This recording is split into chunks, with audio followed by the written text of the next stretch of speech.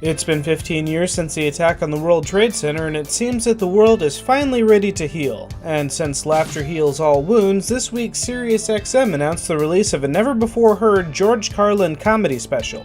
The performance, titled "I Kind of Like It When a Lot of People Die," was recorded on September 10, 2001, and promptly shelved following the events of the next day.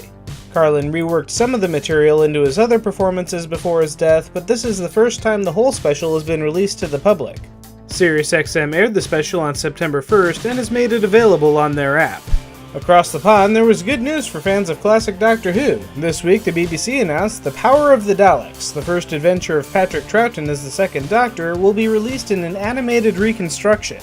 Like many early Doctor Who episodes, the 6-part series has been mostly lost to history, with only audio, production photos, and assorted film clips surviving to the present day. Using these resources, the BBC has reconstructed the show in animated form. The animated reconstruction will be released on November 5th, 50 years to the day of its first broadcast. Also celebrating 5 decades of sci-fi this week was Star Trek, which celebrated its 50th anniversary. Paramount and CBS went all out for the anniversary by putting out a 90-second video of disjointed clips from the movies. And that was it. Are you out of your Vulcan mind? In anime news, Funimation and Crunchyroll have announced a partnership to share their resources and expertise in subbing and dubbing anime. Recently, Funimation has been getting into the simulcast game pioneered by Crunchyroll, releasing subtitled anime for streaming as soon as it airs in Japan.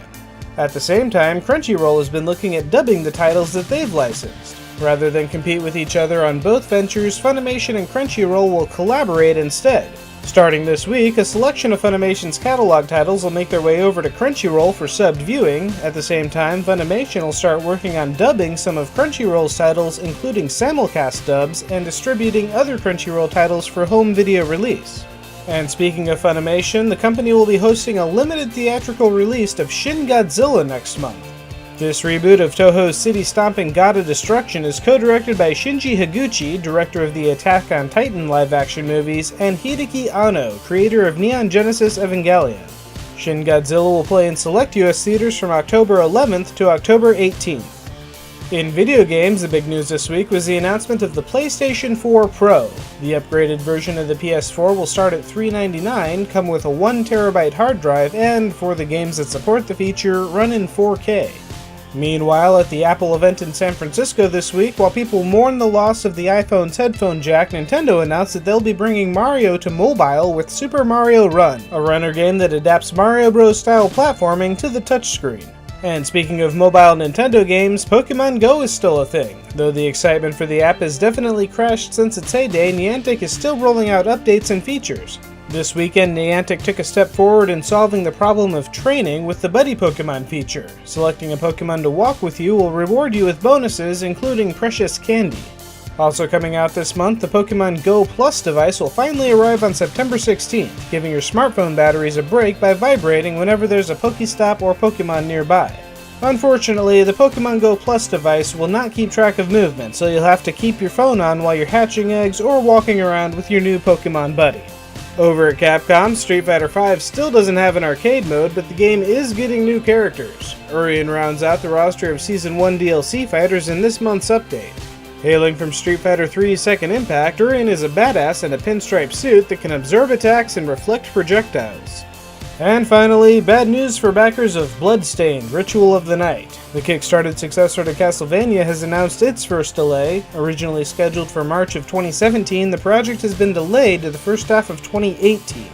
Hitting theaters this week, it's time to party like it's 1999 with Blair Witch. Looking for a sister who vanished after the first movie, our hero leads a bunch of college students back into the Maryland woods and, well, all the same things happen again, but this time with more special effects.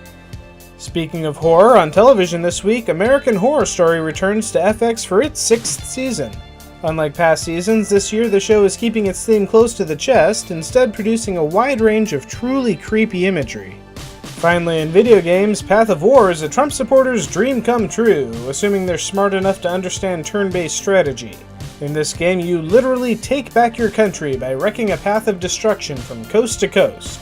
Mystery Chronicle One-Way Heroics has an interesting backstory to it. A spin-off of the Mystery Dungeon series, the developer liked the indie hit One-Way Heroics so much that they formed a collaboration to bring the roguelike gameplay to their franchise. Meanwhile, Pac-Man is back for a second round of his Championship Edition.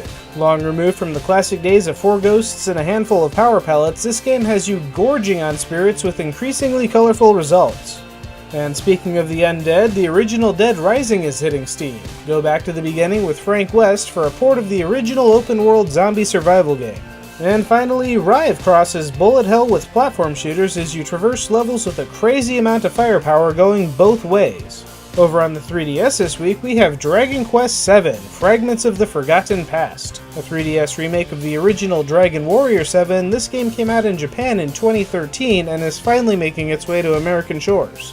That brings us to this week's CGBros video, another winner from ESMA. We have La Vague, a video that shows what happens when your magic spell to recede the floodwaters works a little too well.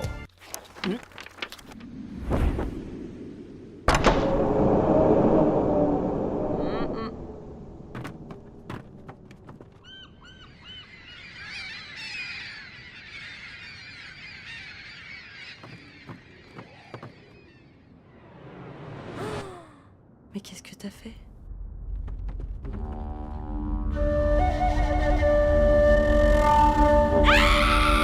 And finally, if you're dying to know everything there is to know about The Legend of Zelda Breath of the Wild, GameXplain has you covered with a 2-hour video going into painstaking analysis of every scrap of footage that has been released thus far. And of course, the biggest point of interest to the north is Hyrule Castle, which we've already talked about a fair amount. Now, from this vantage point, it really doesn't seem like it's all that far away. But looks can be deceiving, because we know exactly how far away it really is, since we placed a pin on it during E3 showing its exact location on the map. And we measure that distance, and it's roughly the length of 2.5 plateaus away. From the plateau, obviously. So yeah, it's pretty far. And that's not even halfway to the edge of the visible map, which is about 120% of that same distance. Again, this is a big world. That's everything for this week, so what do you think of the Funimation Crunchyroll alliance? Let me know in the comments below. Be sure to like and subscribe, pass this video around to your friends, and have a great week.